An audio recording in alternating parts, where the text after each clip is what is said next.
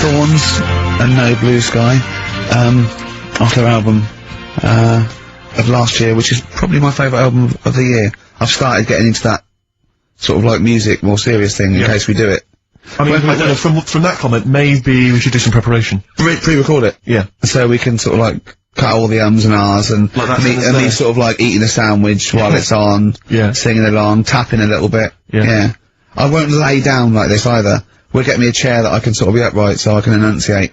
You weren't in the room, were you, when Carl was singing along to Oliver's Army? No. It was a joy. Checkpoint Charlie.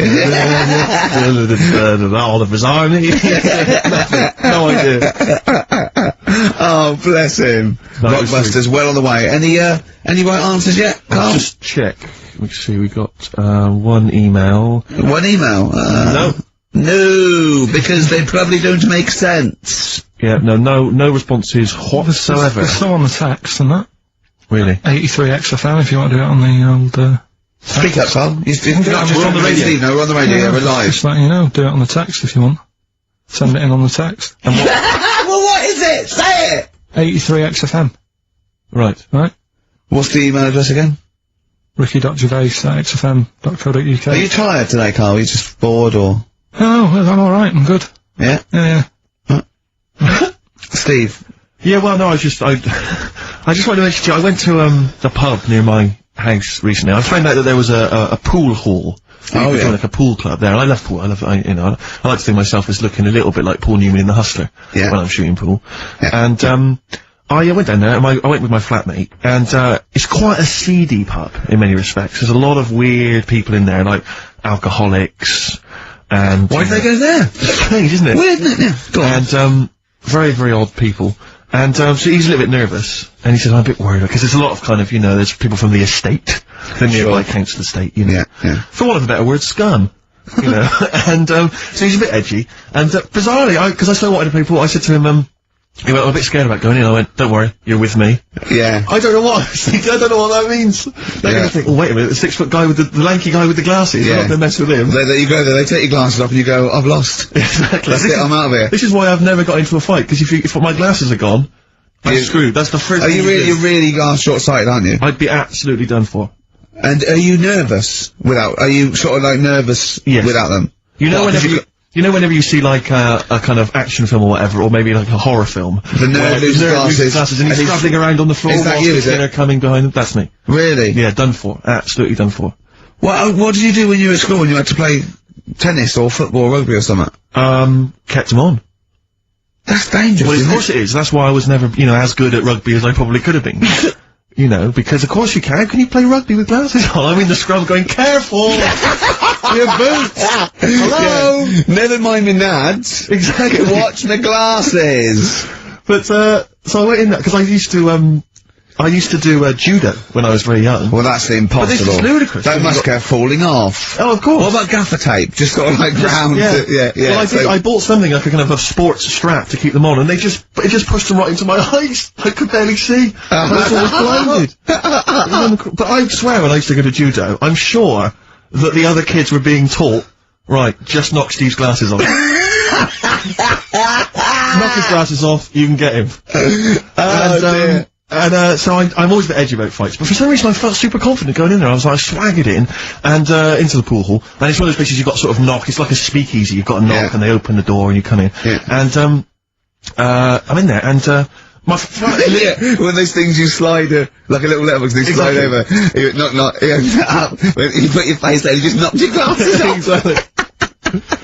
And, so I went in there, and, in a way, my flatmate was justified in being a little bit edgy, because, the conversation we could overhear, the table next to us, we were playing pool, the guy next to us was going, yeah, of course, the bloody police. Spent Boxing Day in the Nick.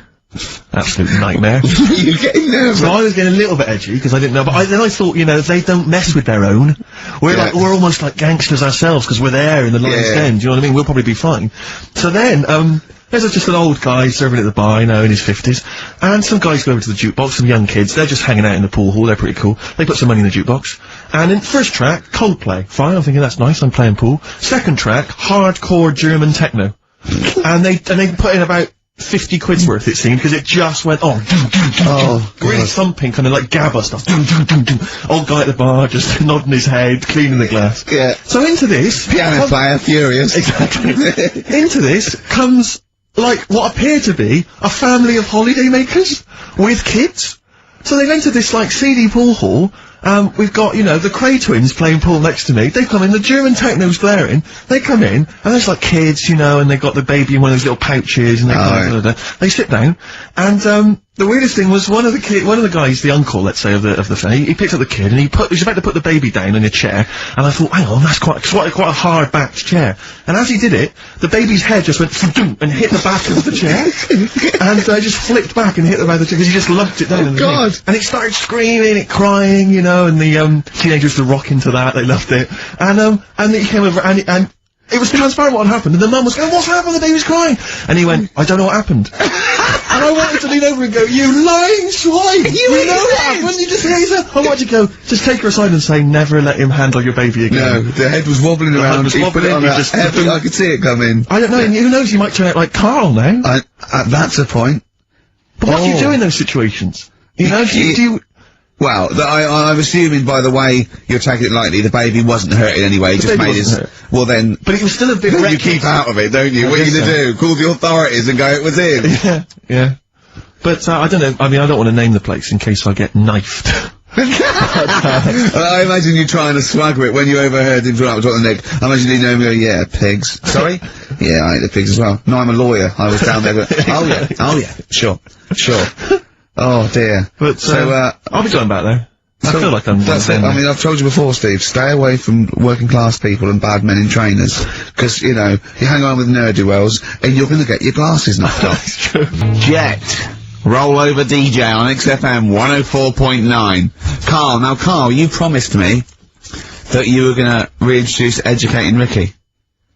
Yeah, we can do that. Have you got it? Have you got something that will, that's something that I won't know that's correct, and that will interest me? Yeah, there's loads of stuff. Is it anything to do with monkeys? No, we've got monkey news. We've got monkey news coming up, of course we have. Monkey news, people, and they're now over to, XFM for monkey news with Karl Pilkington. No, we won't do that yet, we're not doing that yet. Educating Ricky is... Yeah. Well, let's do it. We did it ages ago. Educating Ricky. Oh, that's interesting, and it's correct. Hang on a minute, though. What I do is, I tease you, don't I, with headlines. Oh, go on then. And then, you have to sort of go, that one sounds good. Go on then, what are the headlines? I want to know more about that, educate me. Yeah. Right? Okay. You've got, well... Jeez. Oh. That Nelly died. That Nelly died, alright. Okay. Okay, could be about an elephant. Yeah. Go on. You've got that, you've got, I've got well. Take well as read. So they all start with well. Okay. Knob body has been that lucky before. Brilliant, alright. Okay. You've got get a lobe of this court case. Right, okay. I'm going for knob body has been that lucky before. Right, it's a story about this kid who was born, right? Was he? Yeah, he was blocked out, like, and the dad and the mum saw the baby, and it was like, oh, that's a good-looking little kid. Sure. And they were proud and that. And then, they're surprised that it's a good-looking little kid, it's theirs. Yeah. Like, it could have been a frog, and they'd have gone, oh, he's got your eyes. And then, the doctor goes, yeah, it is, but, look at that. What? He said, it's a boy, and, hasn't got a knob.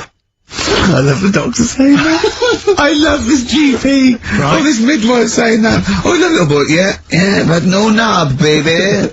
Mr. and Mrs. I mean, think. Right. No, but I'm speeding it up a bit. Alright, come on, so the baby's born. So the baby's like that, and the doctor says that, and the woman's like, oh, it's our first as well, and stuff, right? She's really gutted. What's the second gonna be like? So, go ahead. Just a knob. Doctor says, yeah. You call it Carl. So the doctor says, well, I'll leave it with you for a bit, get used to the idea, right? As opposed to throwing it away. So he wanders off. Yeah. He comes back with a smile on his face, right? Found the knob. So the mum and dad are like, what are you smiling about? He says, you're not going to believe this. Baby's just been born. It's got 2.